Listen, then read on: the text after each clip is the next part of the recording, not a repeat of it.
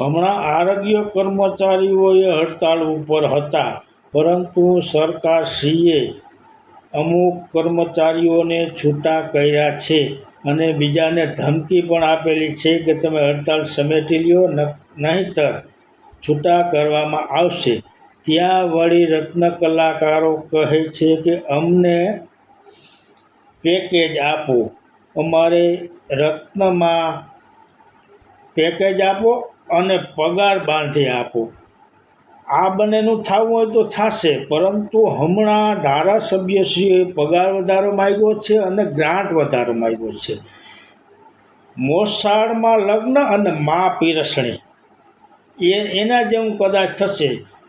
ધારાસભ્યોના પગાર વધશે, ગ્રાન્ટ વધશે, પરંતુ આ સરકારી કર્મચારી અને રત્ન કલાકારોનું શું થશે એ જોવું રહ્યું. જય માતાજી.